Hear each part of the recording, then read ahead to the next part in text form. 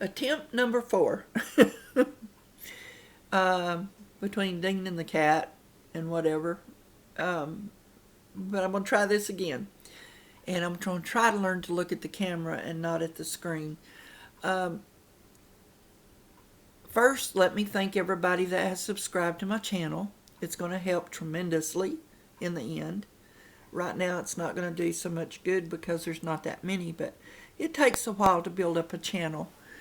I'm hoping that all the friends on my friend list will go there and subscribe to my channel, because I have enough friends on my friends list to almost put me up to where I can be monetized.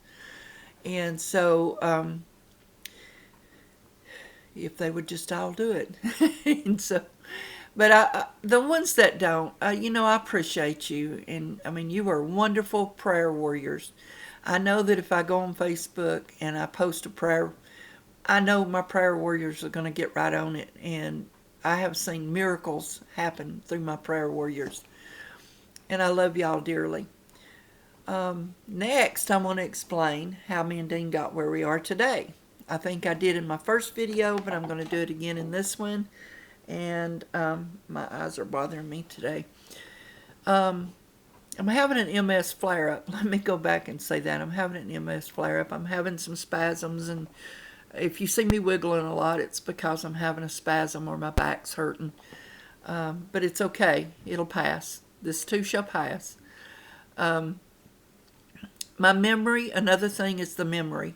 If you see me struggle over certain words, it's because I can't remember what I was saying, or I can't remember the word I need to use. MS will destroy your brain cells, actually. It destroys the nerve shafts, the sheathing over the nerve shaft, so that when those nerves touch, it's like an electrical current. That's what causes the muscle spasms and whatever. It causes your balance to be off. It causes your eyesight to be bad. I am on treatments. I take Trisabri once a month. I just started it. I had my second treatment Tuesday, which didn't go so well. I got sick. I developed a cough, and I tried to go back to work on Monday, but when I called my neurologist Wednesday, they put me back off work. I am considered high risk because the Tysabri will weaken your immune system, and I am considered a high risk. So, back to the story. And I don't want to sound droll, and I'd like to sound upbeat, and I don't want to do one of those like I've heard other vloggers going. And so let me tell you what happened, and because it gets on my nerves. But anyway, me and Dean went into full-time ministry in 2010. We felt like the Lord led us there. We felt like we were called. And I worked at Blue Cross Blue Shield for 8.5 years, and Dean worked for Wholesale Supply as a shipping supervisor in the warehouse for about as long. And we were making pretty good money apiece. Well, I don't care to tell you what I was making. I was making over $18 an hour at Blue Cross Blue Shield. To me, that was good money because I'd never made money like that before in my life. And so we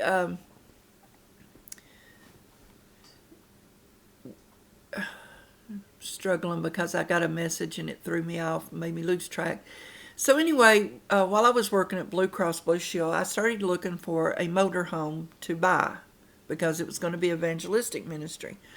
A lady at Blue Cross Blue Shield donated us a motor home, which to me was it was confirmation that we were to go into full-time ministry. We both quit our jobs. I had a house on nearly an acre of land that I gave to my ex-husband's niece, and she was supposed to keep up everything. I left everything in my name to help her out because she had no credit. She just got a divorce, and I wanted to help her. So I let her have my house. She was just taking over everything. We even signed a an agreement that when she paid it off, I would sign it over to her. But she done me bad. She lived there with a hot water heater leaking. It destroyed the bedroom, the hall, the laundry room, and the kitchen wall. And then she said she was thinking about moving, and I said, well, I'll get a real estate in. And she said, oh, never mind, I changed my mind. 2 weeks later, she was gone and didn't tell me. So a month later, one of my kids went by and said, Mom, she moved. So I had someone go in, and there was like $14,000 worth of damage material-wise. I couldn't do anything. I was in Louisiana, stuck. We had nothing but a camper. We didn't have a vehicle. My husband had wrecked our vehicle. And we had no income. I mean, evangelists don't make money. Or we didn't. We weren't involved with a church. I mean, we belonged to churches, but our church did not send us out. We went where God told us to go. God would speak to me as I was falling asleep or in my sleep or just out of the blue. God talks to me, and He talks to you if you listen.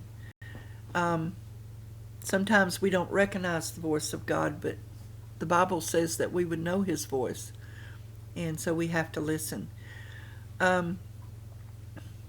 We traveled through 12 states, and then we got sideswiped in Independence, Missouri, which destroyed our motorhome. Things kind of went downhill from there. Dean is not very patient. He doesn't wait upon the Lord very well. And I don't want to put all the blame on Dean, but my faith is in God. I trust God, and I know that I could ask God for my healing, which I have, but I feel like there's a purpose for my illness. For one thing, it reunited my oldest daughter and me.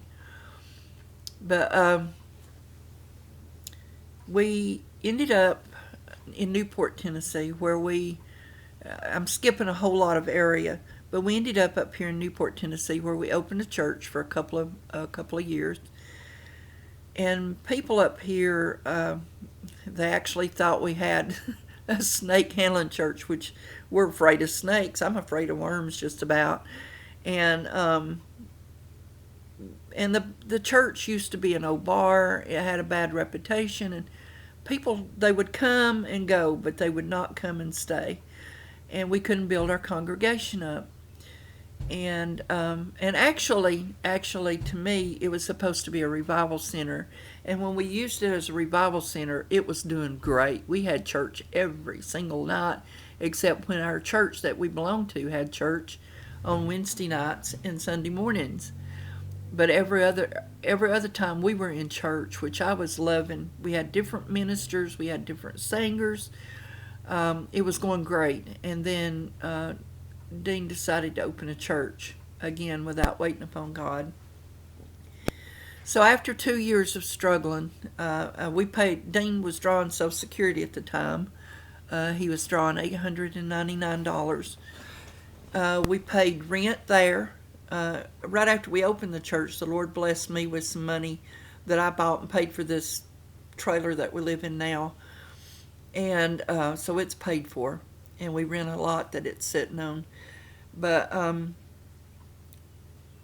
he paid the rent at the building. He paid the lot rent here. He paid 2 electric bills. Actually, if you sit down and do the math, it don't add up. But God's math is not our math.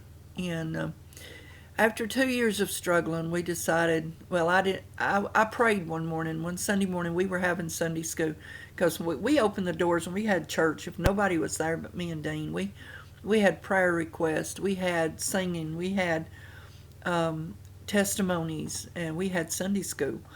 So during Sunday school, I was praying, Lord, if just one person come through that door for church, that would let me know that you meant for us to be here.